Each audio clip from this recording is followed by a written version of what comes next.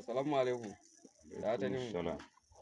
Ina so na yi amfani da wannan daman game da abubuwan da wayansu suke faɗa game da wannan sabon kuɗi da aka fitar. Na'am. So, amma ni da na fahimci abin ɗin sai na zo na samu abin ba haka ba ne. Ai haka yake. To, ni dai a takaice dai a wannan kuɗi da kake gani ba 1000 nawa mai kyau a ciki. Amma saboda dalili wanda har yau gashi nan na rike shi wanda kuma kusan abin alfahari ne a gare ni a wannan gari namu na Munki. Ko ba haka ba? Kuɗin nan wani ne ya bani dalilin in siya masa kaya turu account na ya tura. To da na bi hanyar da zan yi in samu wannan kuɗin ɗin ban samu ba, na yi tattaki daga nan Munki har zuwa Jalingo. Na je na samu na zo na ciro wannan kuɗin ɗin. So saboda haka kiran da nake da jama'a kar su kwanta bacci zuwa ranar da aka yanke shawaran za a daina amfani da tsoffin kuɗi.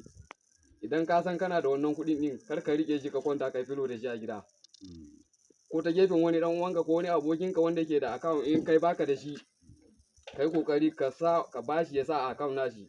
Duk lokacin da ya tashi zuwa ciro kuɗi through bank zai je ciro wannan sabon kuɗin ya kama kuɗinka. Ka gana ba?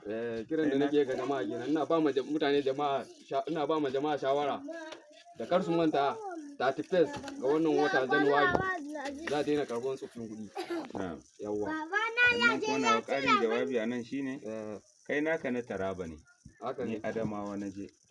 Kaga wannan kuɗin an turo min ne na cire in saya kaya ran Asabar. Saboda jita-jitan in ƙaryata ko in tabbatar gaskiya ne ko ba gaskiya ba.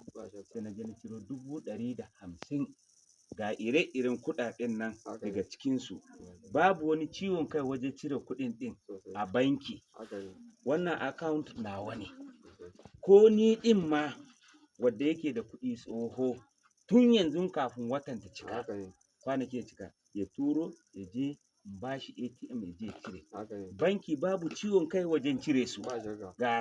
Ga shi nan irin samfin kuɗi da karfinsa da kyau. Sannan kuma mu mutanen Munki kada mu jahilci kanmu mu rika jin magana na wasu mutane a dawo ana zaluntan mu.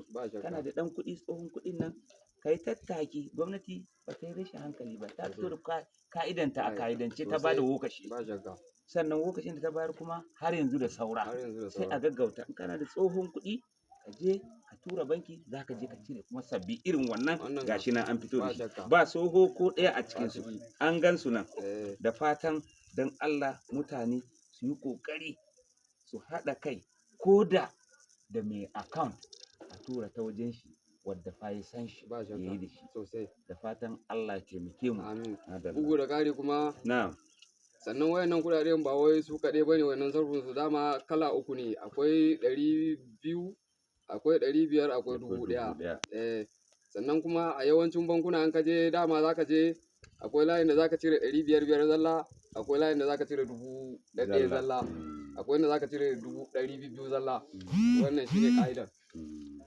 Da fatan mutane sun gamsu da bayanin da aka yi. Sannan ga gaban kuɗin ga bayan kuɗin wadda kuma a kula da kyau kuma da banki ita ba yadda za ta zalunci kwastomomin ta ba.